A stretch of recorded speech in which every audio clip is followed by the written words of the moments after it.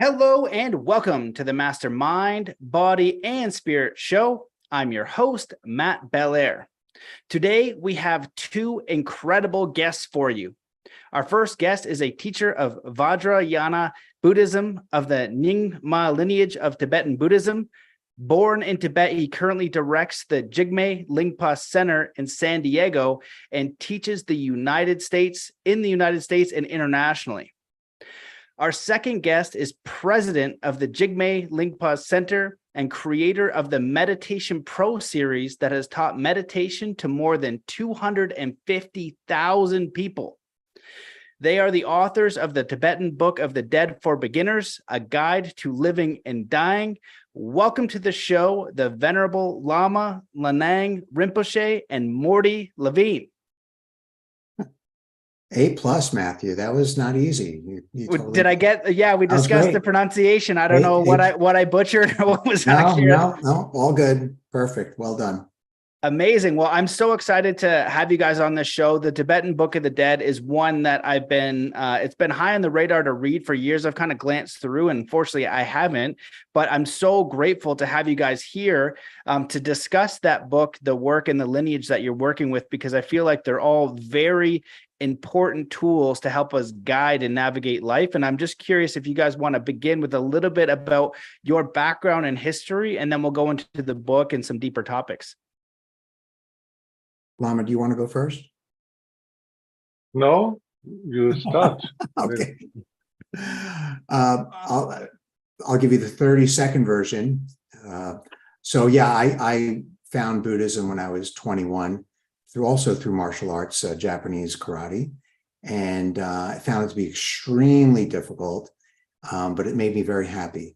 And I'm going to fast forward now, 40 years later, of a lot of martial arts and yoga practice, and I met Lama Lhanang about 6 years ago when I was very interested in learning about dying. You know, Buddhism, we focus a lot about that because how we live is how we will die. And of course, many of us believe in rebirth and the afterlife. So we're very focused on, if we can live happy lives now, then we can hopefully die peacefully and be reborn in a beautiful environment. So I was lucky enough to find Lama Lhanang, who's a master in end of life and the Bardo, which is another way to say afterlife, and was able to study with him for the last 6 years.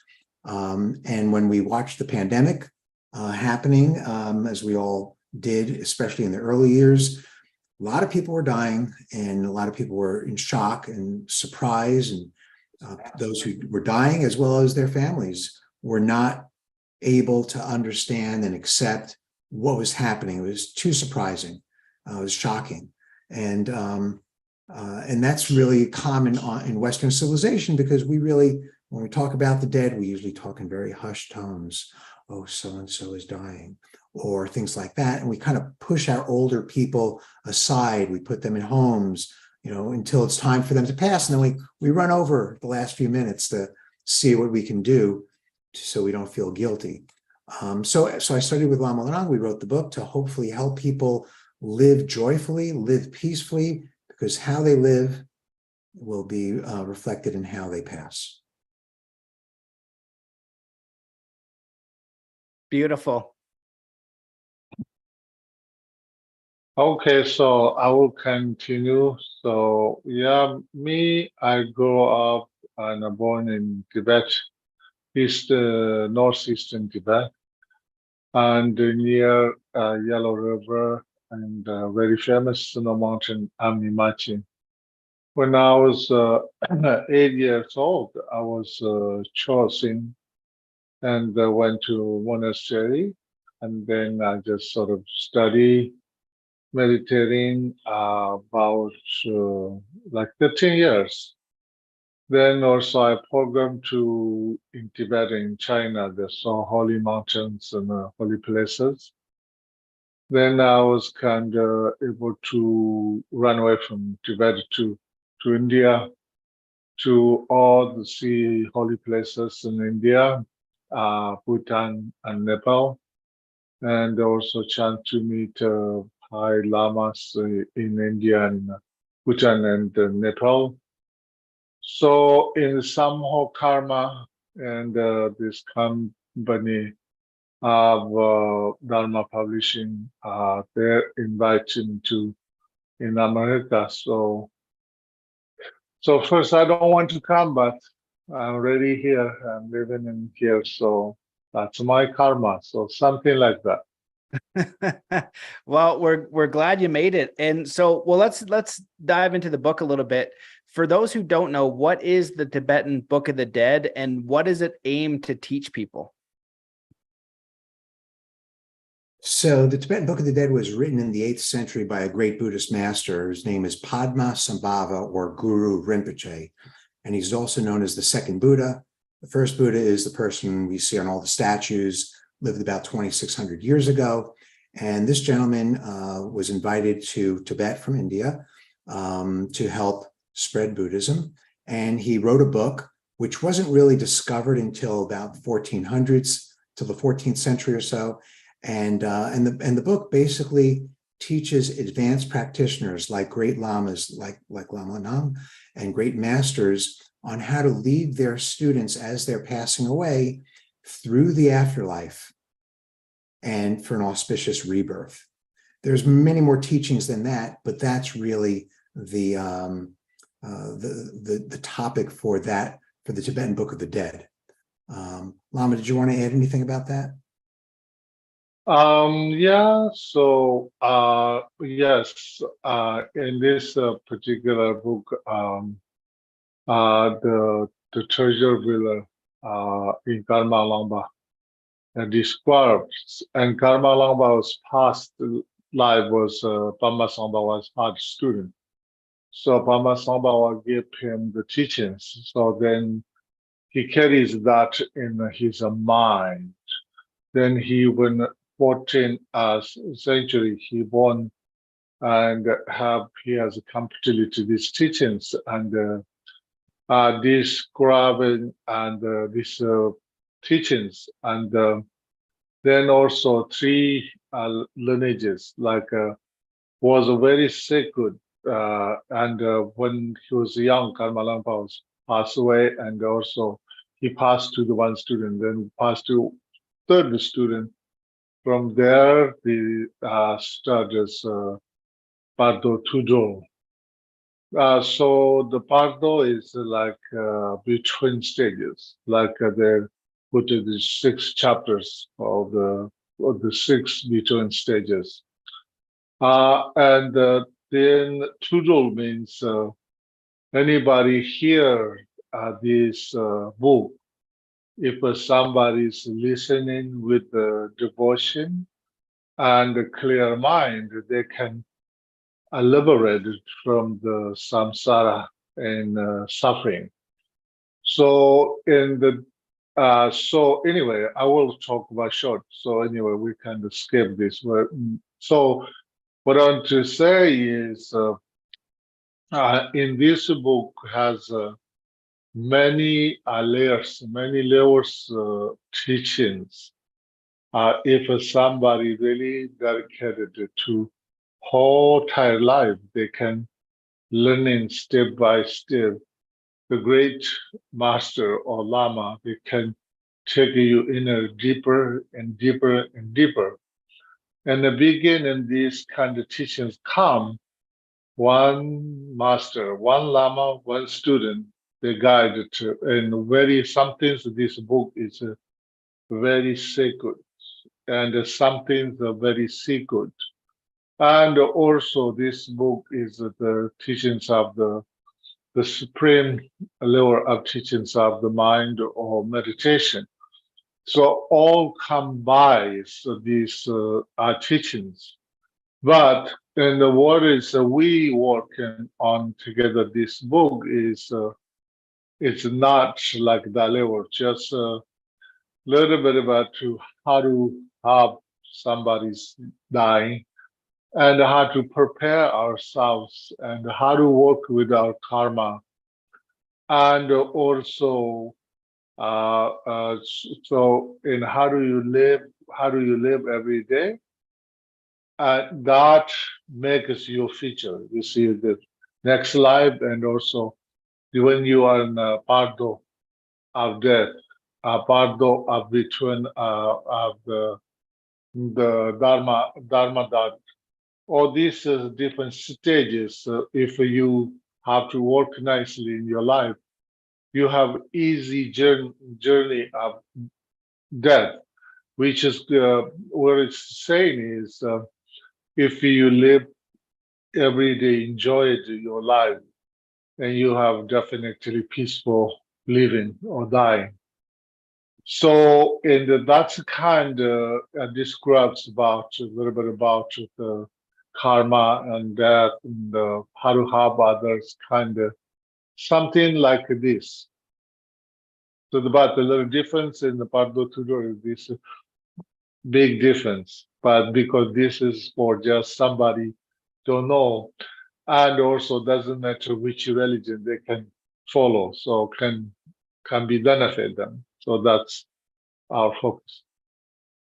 So Matthew, just to clarify a little bit, so the word, when we use the word Bardo, Bardo literally means gap of time. So if you go on vacation, that could be known as a Bardo. If there's a pause in between one breath and another breath, that's also a Bardo. So when we use the word Bardo here, there's many Bardos in our lifetime. From a Tibetan Buddhist perspective, one Bardo is if you go and meditate. That's the Bardo of meditation. When you die before you're reborn, that's the Bardo that we typically are referring to, which is the afterlife. Dream Bardo too. Yeah. Yeah, there's the dream Bardo, which is when you're dreaming at night. There's several different Bardos as well. Yeah. Amazing. Well, thanks for that clarity. You know, there's a lot that I want to cover, and I'll try to be as efficient as I can. One of the chapters that stood out that I think would be important for people to consider is essential advice for joyful living and peaceful dying. And in the book and what you guys share, what are some tools we can have to have a more joyful experience? And then when it comes to dying, what advice do you have for people who are going through that process themselves and facing their own death or the death of a loved one? Is there a way for people to have a more peaceful experience for that? Because I feel like I personally would be okay with exiting more than watching a loved one exit. And I'd just be curious your perspective on those. You want to talk about that, Lama? Okay, so sure. You see, and how to live in is we all have training or habit of many lifetimes and many years. Life is a competition.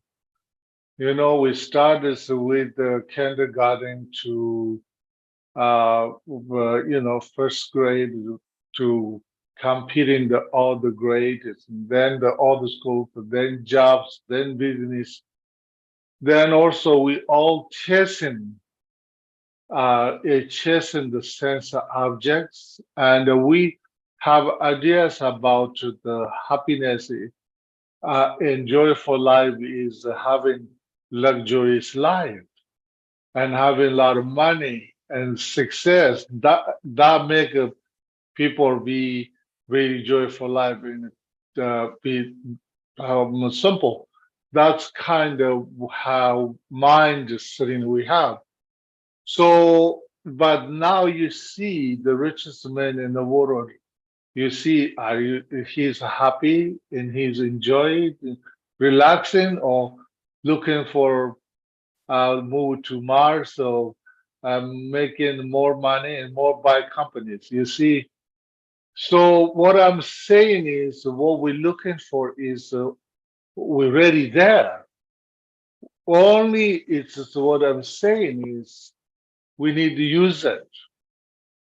Then also we have this go through the you see our suffering. The suffering is the stories. It's we can't let go. That's why we are suffering. Then we have this joyful life already we have, but we never satisfied. We always looking for more and more something. So what's kind of advice? I say, enjoy it every moment. Doesn't matter big house or small house or a lot of money or no money. Very important to enjoy. If you have peace in your home, happiness in your heart, then you have joy for life and you are a successful man or woman. Then is the death. Is that everybody have fear. They don't like to talk about death. Oh, death. Oh, everybody make a like I'm not dying. I'm going to maybe one day die with the sleep, So they don't want it to be die. They want it to stay forever. But the death is a good thing. It's just nothing. It's a bad. Death is, you see, we are born means we die. It's just natural, you see. So it's just that when you accept, oh, I'm kind of sick. Okay, I may be going to die. But I will say, advice is done you well nicely. Everything, your papers black and white. That's easy for your loved ones and your family. And then when you think you are dying, don't think about your business or your family. It's really connect with your heart with what you believe. You believe with God or whatever the religion you follow. And the Buddhists, we have many different levels teaching. But it's very important to relax and to breathe and connect with the peace and light.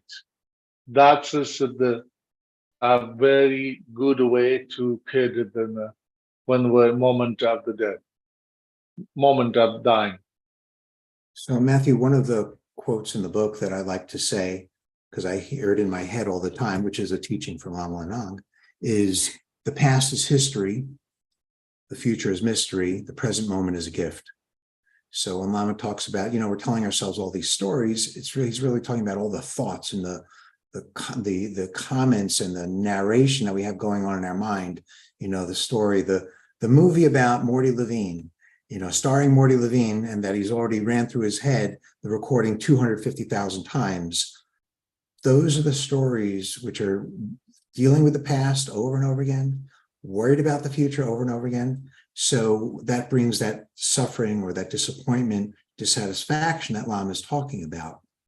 And so when we can stay in the present moment, retrain our mind to be in the present moment, that's when we can feel joy and enjoy ourselves. And if I do it now, this moment, I'm more likely to do it in the next moment, the next minute, the next hour, day, week, month, until a day. So if you come to us right before you die, you're about to die, and say, I haven't practiced anything. How do I do it? Well, we can give you some advice, but it's much better if when you're younger, we start these types of practices now so that we're retrained, so we have fewer stories, and then we can be in the moment and live a happy life now. And then when we're ready to pass, be in a better state of mind. Yeah, I love that. And I remember when I was in Nepal studying with the monks, they would constantly share it's a practice. And that's what your guys are sharing. It's a practice. It's not just one thing and then you get it and you move on. You have to make the choice to practice these things.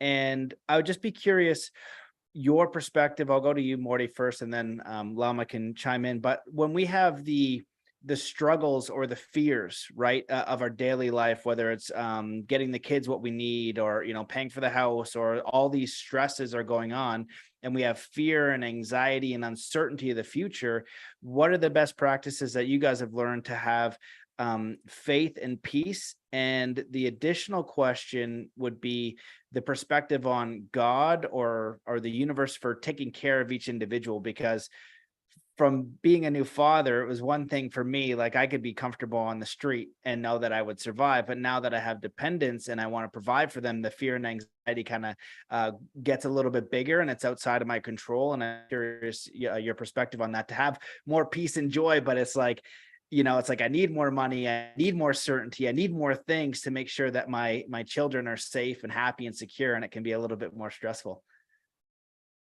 Well, that's a very simple question, Matthew. Oh, perfect. Yeah, I'm joking. Yeah, so we have all these fears and attachments and desires of how our life should be. And we latch on to that. And sometimes we latch on really, really tightly. And that's really the problem. So there's nothing wrong with making money. We don't, as Buddhists, we don't renounce money. We don't renounce good food. What we're renouncing is negative states of mind, the grasping, the clinging. So that's what we address with our practice. And how do we do that? We do that in many ways. We do that with meditation, other types of practices and teachings involving ethics, having an understanding of impermanence, that everything's subject to change. And therefore we're able to get used to that concept. And as we do that, then all those fears and all those stories that run around in our head become fewer and softer, and they start to fade. So there's nothing wrong with wanting to provide for your family. We all do. But it's that extra layer of attachment and clinging and desire that's really causes a lot of the fear and the anxiety that we have, especially in the West. Just one quick point. I was reading in the newspaper today, famous guy, Carl Icahn, multi-billionaire. He's known as a corporate raider. He's 87 years old. And the guy's worth like $10 billion. I don't know what it is. Front page, Wall Street Journal. And right now, he's fighting for his financial life because he made some bad investment. I don't know the details. And the guy's 87 years old. And he's, like Lama was saying before, richest man in the world. He's out there going, like, what are you doing? In my mind, I'd rather have very little money, but I have a happy life. So it was just fascinating to see this guy, 87 years old. He's still out there fighting for his billions. Crazy. Amazing. Lama, do you want to add on your perspective? Sure. So you say faith or prayer or God. I will say don't bring God, because God going to say, I already give you everything. You don't push at it. So the faith is good to have faith and devotion and believing, but it's not enough for relative world in 21st century. Is very important as like a young man like you, and need a clear vision. So you have to start in this moment.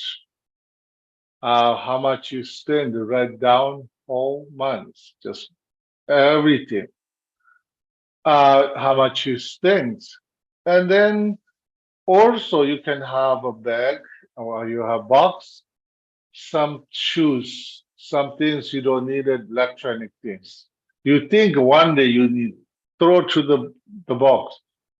The clothes, your clothes or your wife's clothes, dresses, something she thinks, oh, one day I'm going to wear those things, put into the bag, donated or make maybe big yard sale. And also the less things, less stress, easy to find, life is easier. Then the end of the month, you can see what you're spending. So then some things you really, really needed, you can really buy that again, but some things, the necessary things, you can cut it in the following months. And also, when you have these months, you have good income, put in the savings. Don't exciting spending. Oh, we have a lot of money. Oh, go to shopping, buy that. We can go vacation.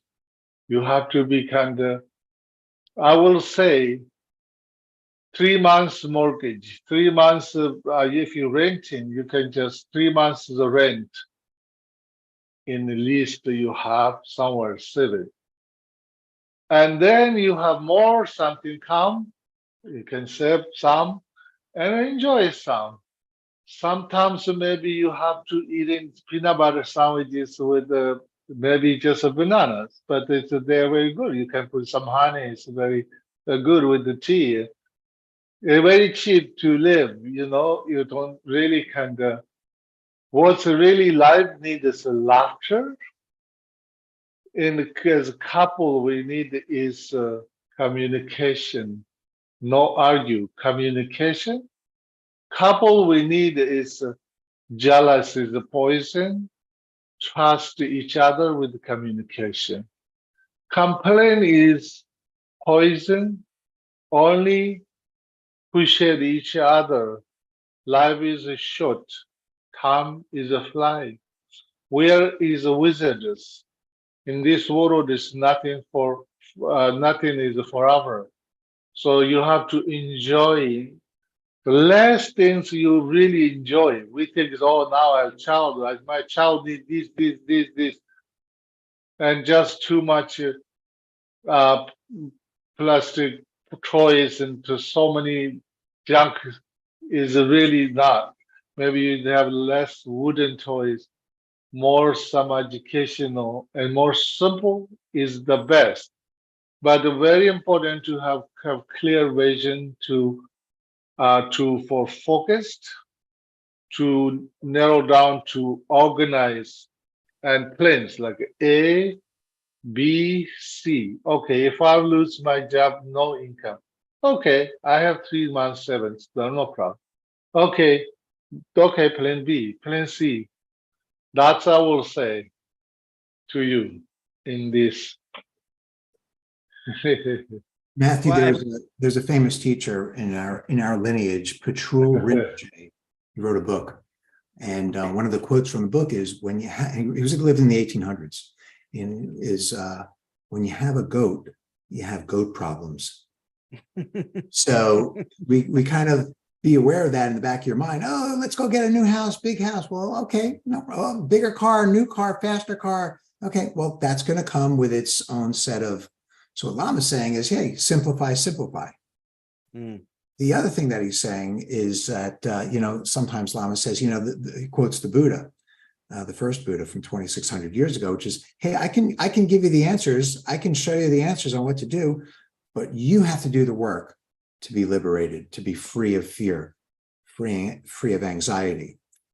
So when you mentioned God earlier, yes, Buddhism, we have lots of different deities, including the Buddha and Guru Rinpoche. And of course, in Christianity and Judaism, there's different gods there. But we believe that we have to do the work ourselves.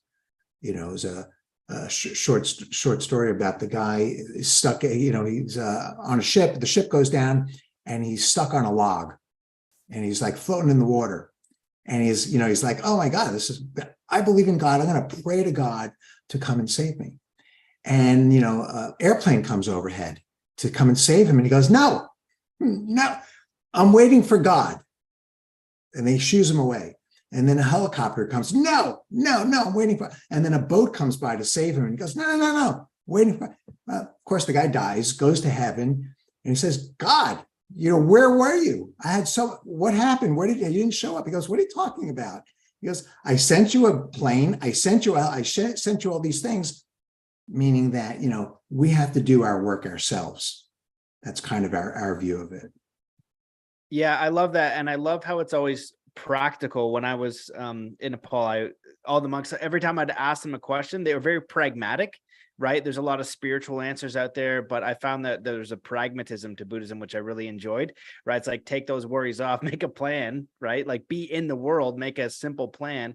Right. But then you're also remembering the practice to not get attached to the outcomes you don't want, all the worries, all the fears, all those anxieties, all the negative things, learning to kind of calm that mind. Right. And focus on what you can in the present moment. Because I also say, like, the expression that 90% of your fears never come true, right? But you spend a lot of time and energy wasted on those things. And to go back to the idea and concept of dying, I'm curious if you guys can share the Buddhist perspective. I believe it's the wheel of life, and then they have the rebirth, or that cycle. And is it that when you reach enlightenment or this next stage, you don't need to be reborn again? Is that how I'm interpreting? Is that correct? And what is the point of life? Like, if we're going to be having this life, it's like, I don't want to sign up for this ride again. Like, do we got to keep going through till we get to that next space where we don't have to come back and we go somewhere new? And then I guess I'm throwing in too many questions at once, but we don't get reborn as an animal. Is that if we have too much karma or something, we kind of go in reverse? Can you explain that to me? You know what I'm trying to say? Mordy, you go first. Dissect that question, and we'll pass it on. Now, you guys always give me the hard questions first. I think your listeners will be better served to hear Lama's response. Okay, cool. And I can chime in afterwards, but I gave all the hard questions to Lama. Okay. Okay, there's so many ways you can talk about relative level.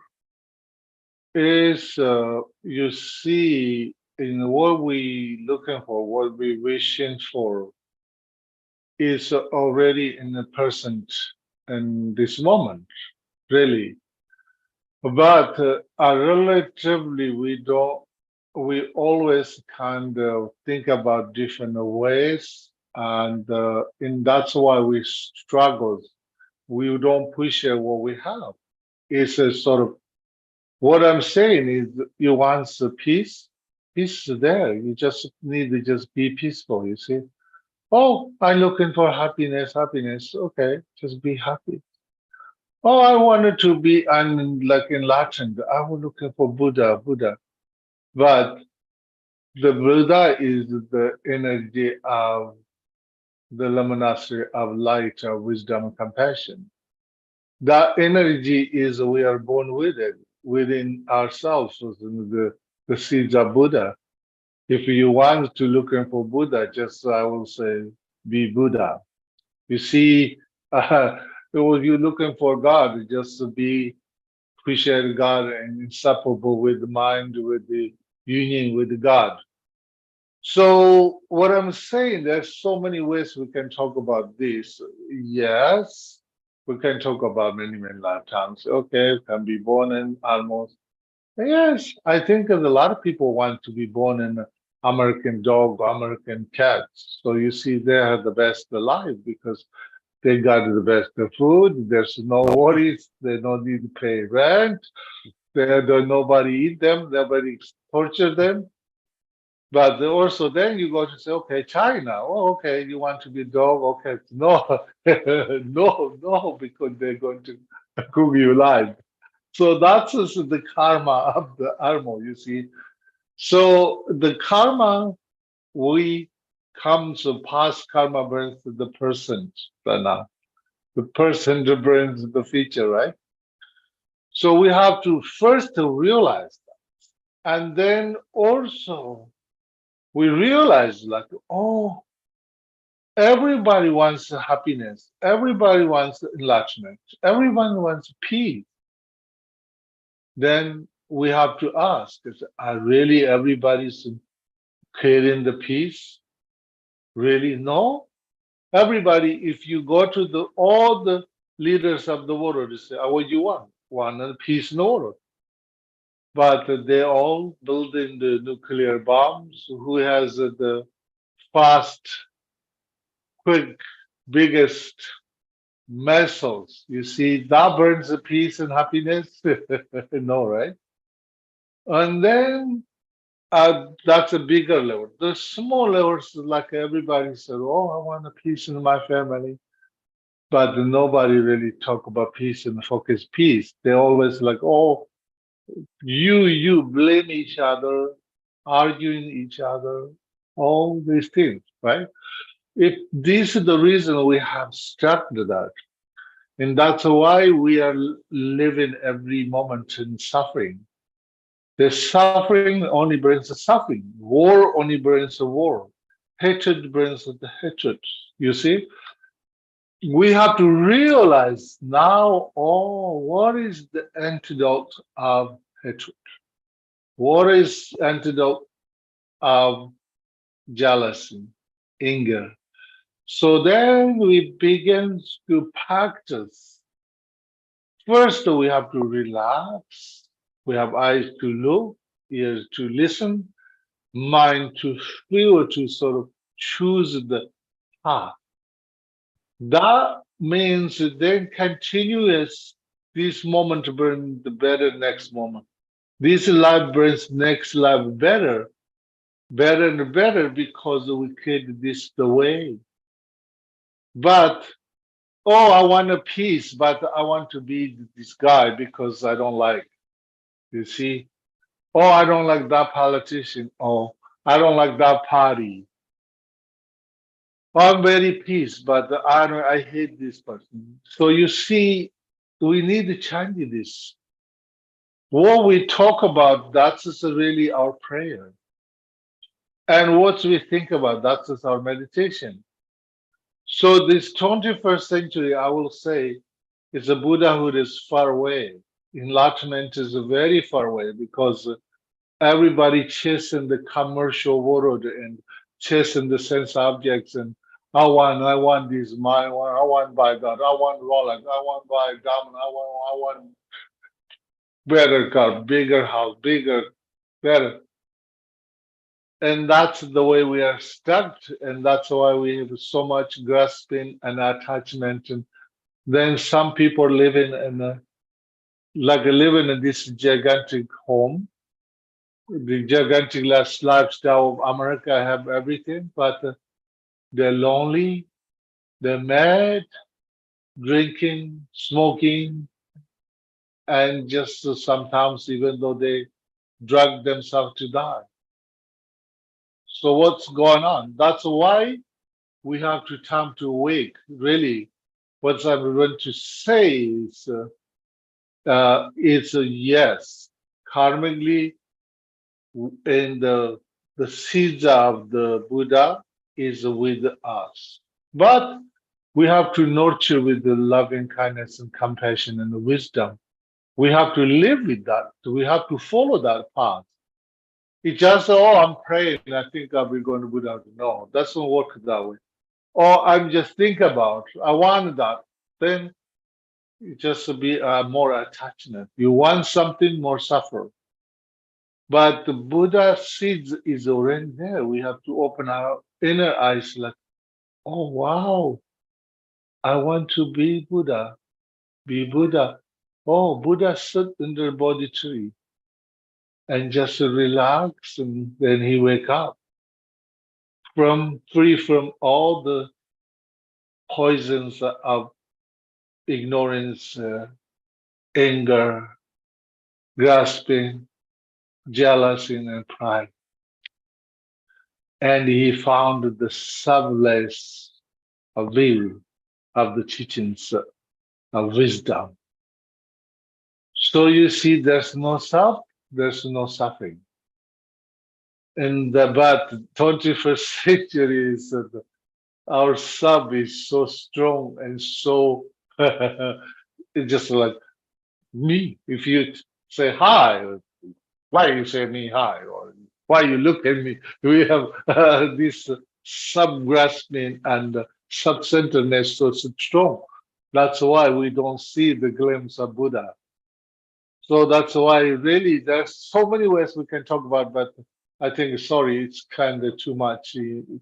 I just kind of lost the way. So it's just something like that, okay? So, you know, what it really is you want, it's there.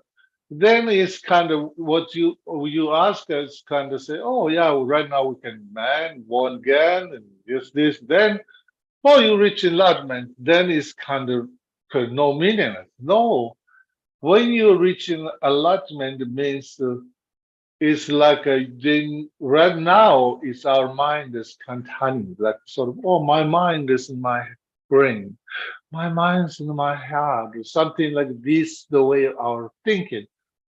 And the become Buddhahood means that our mind is like the space. Then we are connected with the whole universe. The endless of the space is inseparable with our mind. A countless beings also connected with our mind. So that level is sort of we are come back, but will not come back is sort of like, oh, I want this, my parent, I want this, that. No, come back is more how to make a difference in others' lives and how to benefit because you're enlightened. You never put your first, you put the others first. Something like that. I love that. Mordy, do you want to offer your 2 cents? It's hard to follow that. Yeah, so we also believe that the only thing that you take with you when you die is, you can't take your body, you can't take your brain.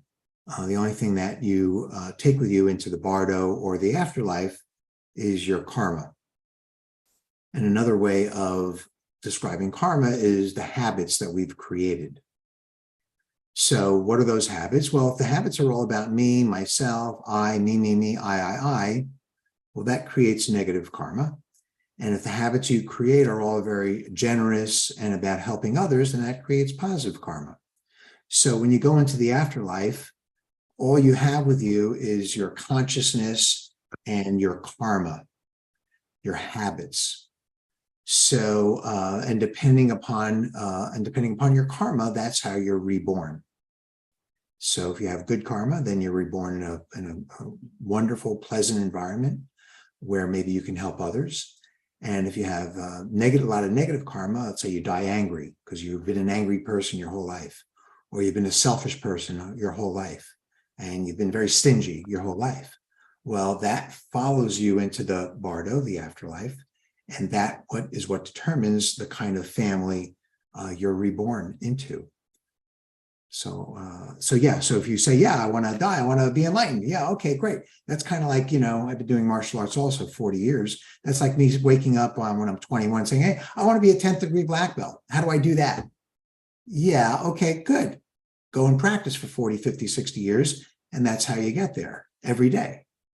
So same thing here. Oh, you want to be enlightened? Good, great. That's a great aspiration. Well, start at this moment and don't stop. And then little by little, you make a little progress here, a little progress there. And then over time, you make a lot of progress. But it's not so much a goal to be enlightened per se. You do the practice. Your goal when you start out is not to be a 10th degree black belt. Is, hey, I want to defend myself. I want some peace of mind.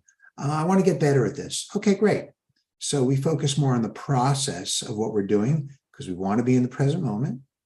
And the results show up. Yeah, I love that. And I'd be curious. I know people are going to be thinking it. How do we clear karma? Because I've heard that come up a lot in the spiritual realm. So how do we clear karma? And I'll also go back to the question I asked before, but what is the Buddhist perspective of the purpose of life? Because there seems to be a lot of suffering, a lot of heartache, a lot of challenges to being human, and I'm just curious what the Buddhist perspective is that, and can you get off the wheel of reincarnation into something else, or is everybody just choosing this time and time again, like we want to come back? We can talk about that a lot. I think the problem is we choosing, and often the parents like, oh, without me, my wife, my children can survive, and that's why choosing like that. So what I'm saying is the moment of dying is what you focus and what you think and most.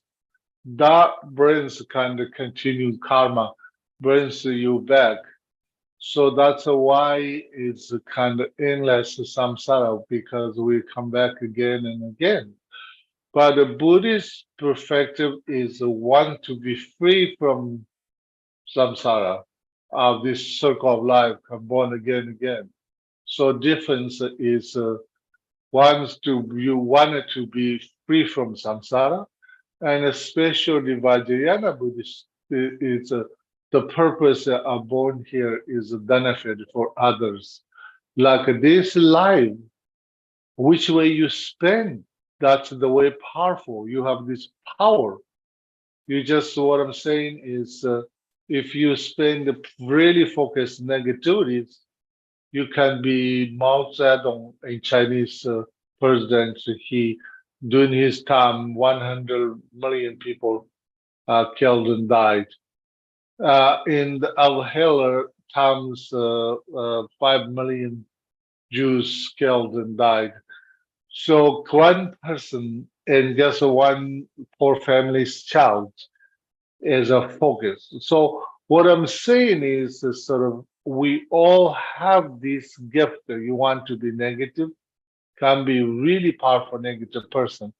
But also if you can focus the enlightened person as like a Buddha himself, as also he was come to this earth 2,600 sorry, 60 years ago, but today as millions, billions people following and benefiting. So you see, that's also we have choice.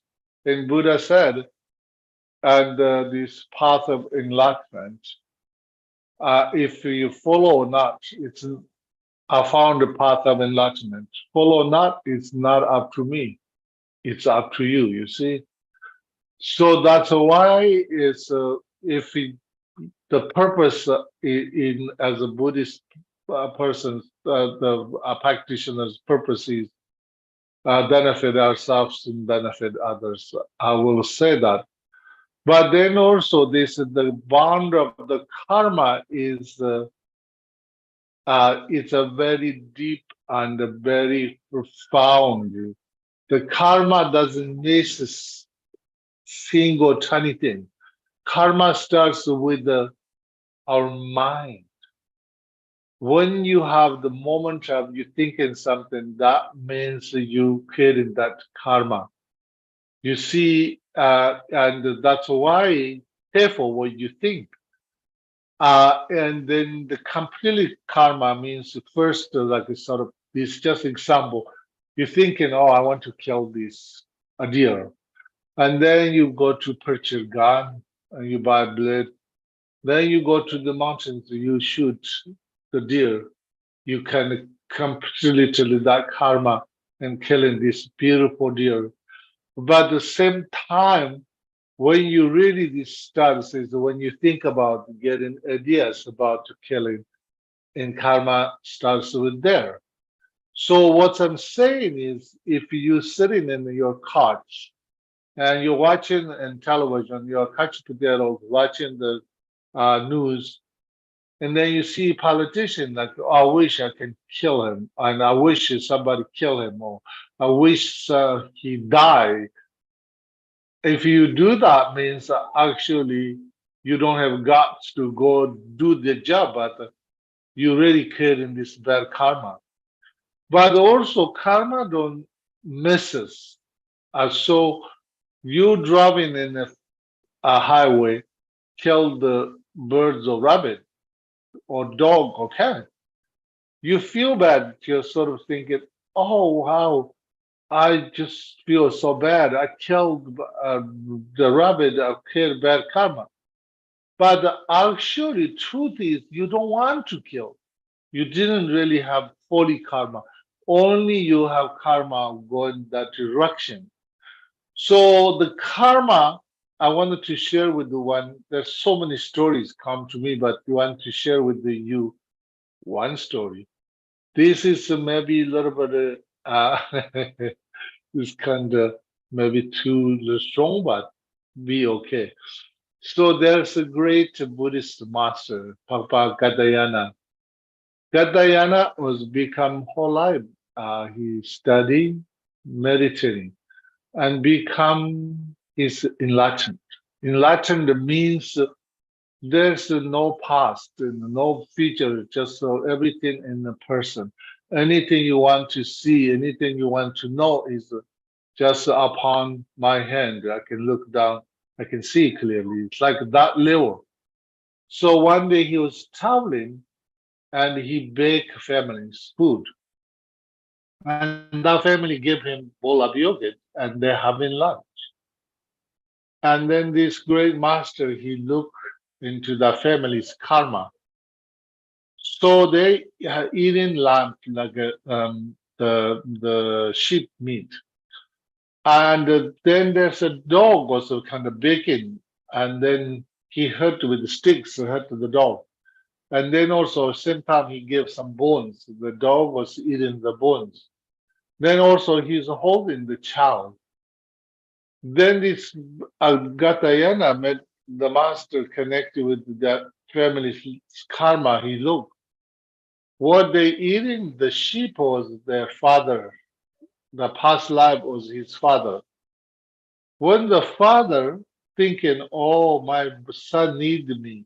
Without me, they can survive. He has so much grasping and attachment. He was born as can born as a human, but he born as their sheep. But the son don't know that was the father. He just sees a sheep. That's why he killed all these good big sheep. It's good meat. So now you see he's eating the meat of the father. You see, and then there's a dog.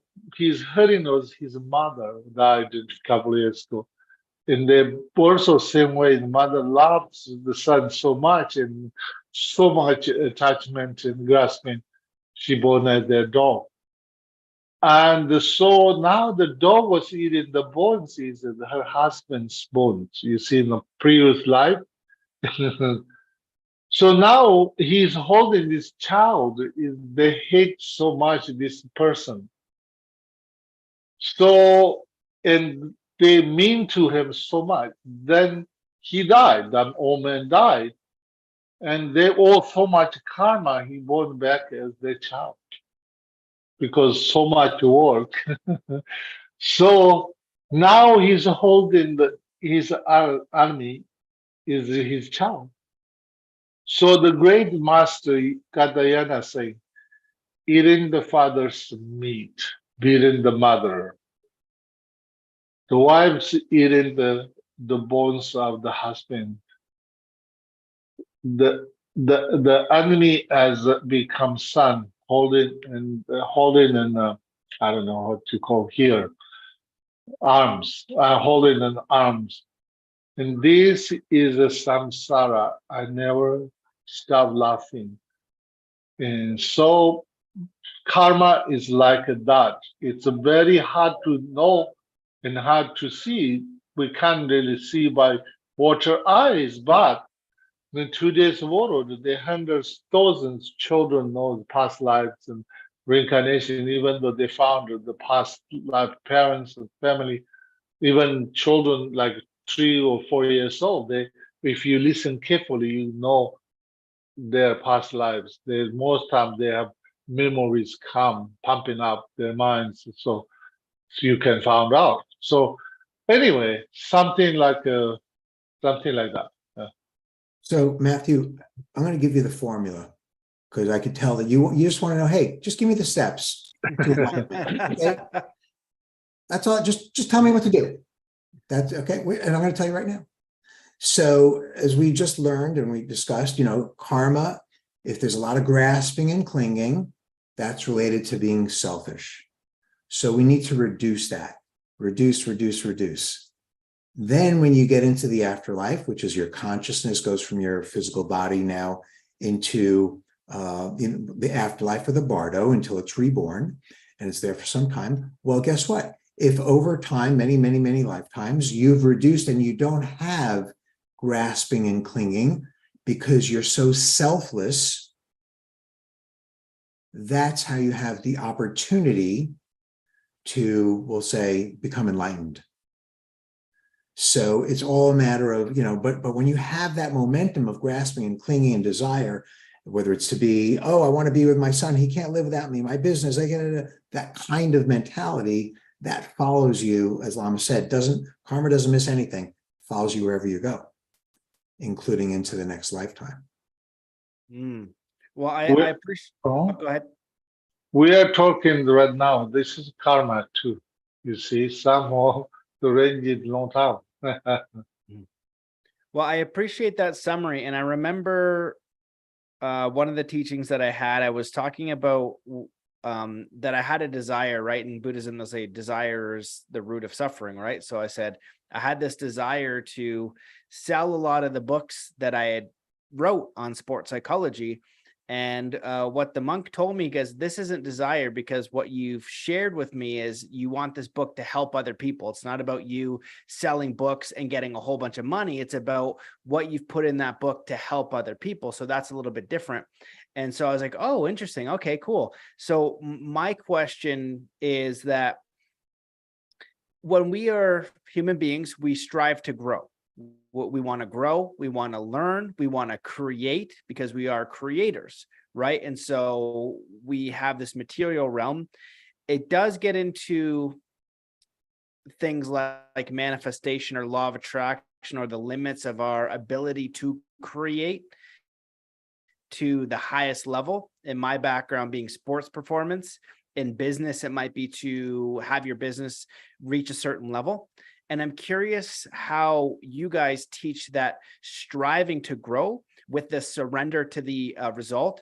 And what I've come to the conclusion to is that if you have a worthy aim, like a mission you want to bring to other people, that's selfless, that helps others, right? And you commit to that action and you do the best you possibly can, right? And you have right livelihood, and your success in business or whatever it is solving a need or problem that helps other people in a genuine way, and you are unattached to the result, that's a pretty powerful way to create. And I'm curious if you would add any wisdom to that kind of idea when people want to grow, and right, they go through university to get an education, then they might want to start a business. But if they can steer in a heart-centered way, I think it's more powerful and not being attached to the results. And I'm curious if you guys could shed some light on your perspective. Yeah, just briefly, then of course I'll let Lama share. The Dalai Lama says, if you want to be selfish, be intelligently selfish, go and help someone else. So I think some things you mentioned are beautiful. You're creating a business or opportunities to help others. And in fact, that's what Lama and I are doing with this book. We don't make any money from this book. Whatever money we make goes to a nonprofit organization that helps others. And when you help others, you feel really, really, really good.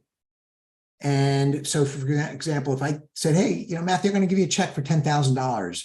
Well, your initial reaction is, oh, I feel good. I'm happy. 2 days later, 2 hours later, that kind of wears off pretty quickly. But the happiness or the joy that you get when you help others, that kind of stays with you and helps you grow. So that's really the motivation. And Lama, that's Lama's motivation for living, and for everything he does is really to help others. And so that's kind of the direction we want to go in, which is really what you elaborated on, or elucidated so beautifully in your motivation to write a book and help others, or even doing this podcast as well. Any thoughts, Lama? Yes, really is a kind of, Buddhist non-attachment or non-grasping. So we talk about that a lot. Attachment brings suffering. But that means we have to understand the difference. Attachment with the ignorance, that brings the suffering. You see, and what is happening is me. Why you didn't call me? Why you didn't look at me? Why you didn't care about me? Why me? Actually, then you're more suffer, you see. But if you put others as the first, you have attachment, desire with the wisdom.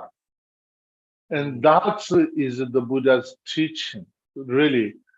So I will going to study Buddha Dharma. I will going to be the master of the world. I will going to be benefit for all living beings. And today I renounce, I'm the servant of all parents and sentient beings. You see, in this kind of desire is not desire, that is called to compassion. So you see, goes with the wisdom. So different is the wisdom and ignorance.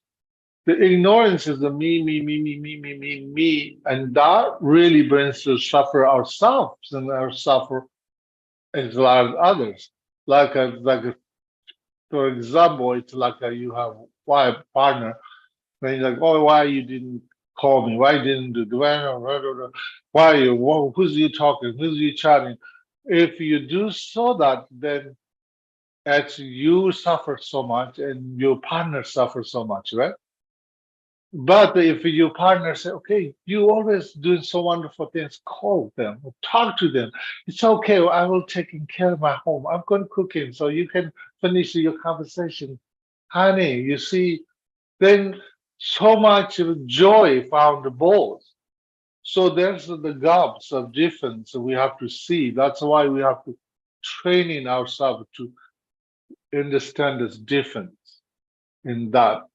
So that's why it's always we say in the Buddhist, you say you can have big dreams, but same time you don't want to be grasping, just enjoying the dream. So okay, I have this dream, this idea, I put there, I will enjoy it, work. If it doesn't come, then okay, that's my karma, and the karma of this what you dream. Oh, have fun. I learn a lot. You see, nothing losing. Oh, I want, this is my project. This is mine, mine. I don't want to be, this is mine. Then you suffer and others suffer, you see. And that's why it's very important to there's like a difference. You have to kind of work different ways. So something like that. I don't know if it just makes sense. Yeah, I love that perspective, and I feel like that's a really great analogy to view the dream, just not be attached to it, let the results be whatever they're going to be, but always come back to enjoying the process or being grateful for where you Mhm. are now. And I love how you introduced the ideas of poisons. And yeah, complaining being a poison, judgment being a poison. And, the opposite of that, though, is gratitude and is appreciation. And so if we can be present with where we are and grateful and appreciative, and I feel like you might have either mentioned this or just came up in my own mind where it was like your job is like the servant. You're helping others wherever you are. Maybe it's terrible all around you. Mm. You're helping others, and you can think about a medic in a terrible situation. That person's a medic helping people, but he's choosing to go in a terrible situation to be helpful. And maybe we're doing that in smaller scenarios for our friends, our families, our community members, and it's still very relevant. And the more present we are and grateful and appreciative, we can share that with others, right? Rather than, we all know those people are very negative, very angry. They're not the funnest to be around. So just being that example can be really helpful. And one thing I wanted to ask is this idea of, let's say, enlightenment or improving our consciousness. We have a big field now that goes into neuro studies. We have plant medicine. We have people talking about other realms. It can get very weird where you talk about these mystical realms and people have these different experiences. And I'm curious your perspective on that. I remember one of the experiences I share about being in Nepal was when they were doing a group of ohms, and there was a bunch of people, and I asked if I could go over there, and they had the bells and everything. And as we did that meditation, that they let me join, and it felt like my body was going from physical to material, like vibratory. And Mhm. I remember with one of my Native American teachers, he said, a lot of these places you need to go with friends. It's more powerful with other people. And in that scenario, I felt it viscerally, this idea of maybe expanding my consciousness or accessing a different state of mind. And for those people who've never meditated before, they haven't even had the idea of a quieting mind. They haven't even got rid of that inner dialogue where they felt that peace. And I'm curious your perspective on moving in that direction. What are the limits of consciousness? Is this something that we should begin exploring? And what are the benefits for that, to be able to quiet the mind, to maybe expand our consciousness to another realm? And how do you frame that? Because in the spiritual community or metaphysical one, it can get a little bit weird and there's a lot Mhm. of hokey stuff. And I'm curious your perspective on even wanting to engage with something like that. That means you open a big topic. We can talk about the days of this kind of subject, and I like it. But it depends, you connect with the energy. There's people, everyone carrying different energy, and also, and it brings expectation. You see, so what I'm saying is sort of those native altars, like shamans. So they teach us like a herb, so or some kind of peyote or one hour, like this kind of mushroom. 1 hour they do some kind of teachings. Why they're doing that is that's the ritual, through the ritual to connect it with the spirit world. You see, you opens up the spirit world to sort of you speak yourself and really sort of now yourself are alone, and also which way you want to spend the energy. But the most time people lose it and they more use attachment and grasping, and they become addicted to those kind of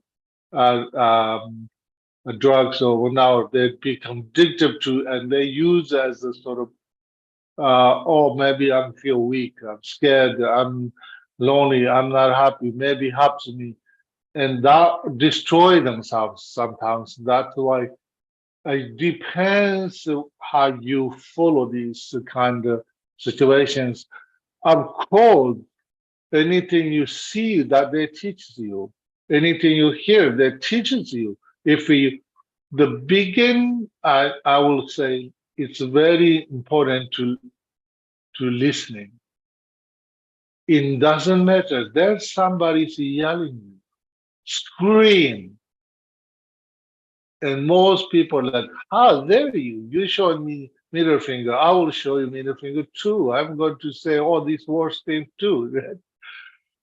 But it's a bad thing, sort of, when you listen, then you have which way you want that conversation, you can get it. You see, oh, this person yelling. Then you look at yourself like, oh, listen and look. Oh, yeah, I did that. Oh, I did that. I said that. Oh, I'm sorry. Then you can become truth come out. You can just sort of talk to beautifully. You see, you, and then also you listen. Then this person was saying is nothing's true.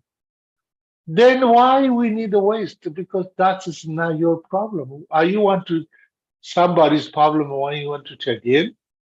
So you see, then somebody's problem is yours. So you don't want that. So you see, then also, then you listening, and then you like, oh wow, this person yelling you, but you feel, oh, he's my brother, he's my good friend, he's just a fellow human being. Or she is nice lady, must be she lost her mind. Poor thing, she's so suffering. Then you see that moment, your suffering is no more. Only think about her. You see, there's care about her. In the yelling is become compassion. You see, so and that really is what you really want. So what I want to say in here is, as a Buddhist teachings is very important to do. You have to start within yourself. To first, you wanted to know the world, you have to be listen, look, and feel. Then you study yourself. Oh, okay, how behavior, what's I'm talking, and what's I does. Sometimes I don't really think about other people's feelings. You have to sort of then listening. Then you can really work with yourself. And this way you have to start with the training called attending or clearing the mind. So when you attempt, like when you attempt or clear your mind, when you that level, then you can go with any group. Doesn't bothers you, only you benefit them because you always put them first. You see, everybody wants them first. They're like, I want to be first. I want to be friend. I want to friend everybody. But when you are understand this, the level of your mind, you want to be behind everybody. So just want to let people happy, you happy. You see, people said then you like, what's I make them happy? You see, in this the way we have to start. But if we try to go to running around in America, we have everything is available. You see, it's like kids in the candy store. So say mothers say, okay, this is all the candies. Which candy you want? And then you see the child say, I want this, I want that. They don't know what they want, you right?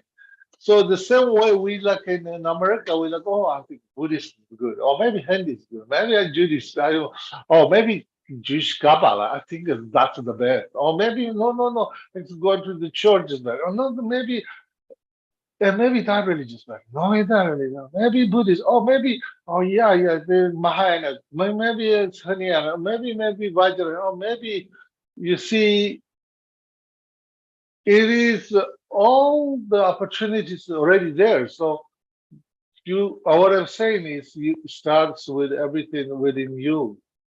First, you have to be clear yourself. When you're clear, then confidence comes. When confidence comes, then joy for effort with the dedication, with the devotion.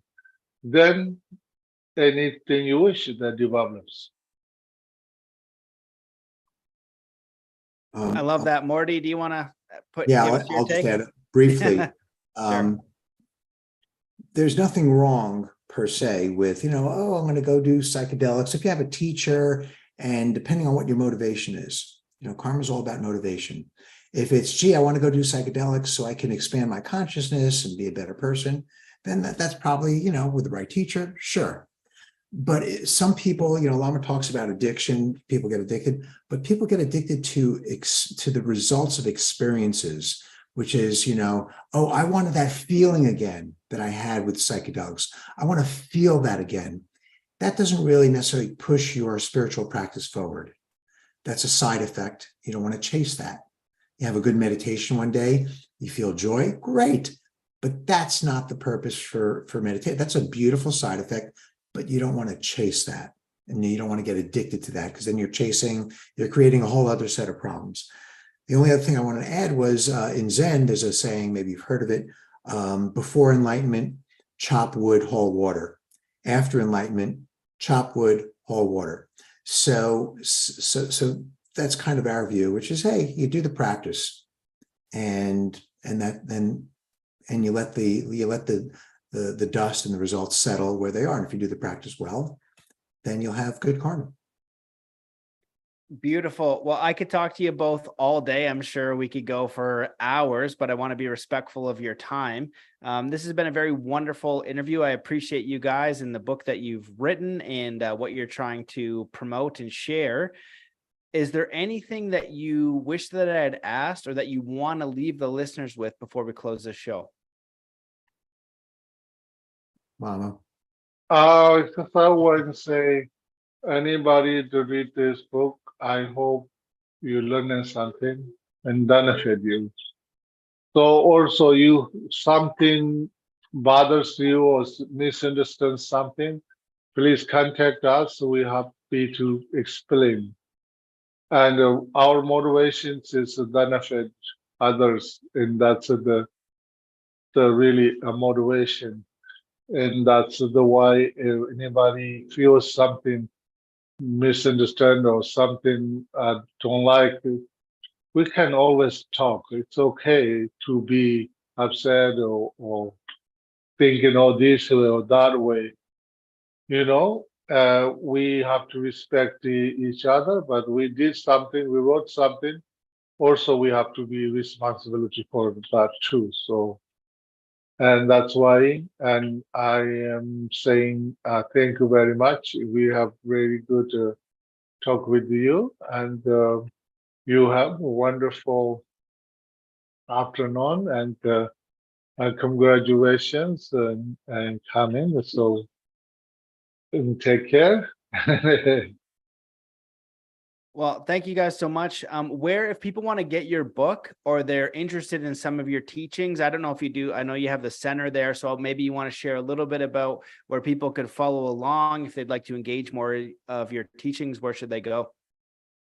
Sure. Well, actually, the book's available, of course, on Amazon. It's in many of the Barnes and Noble brick and mortar stores all over the country. And Lamas teaches several times a week in San Diego, both in person and online. And the best place to go is our website, BuddhistSanDiego.com. Very simple, BuddhistSanDiego.com.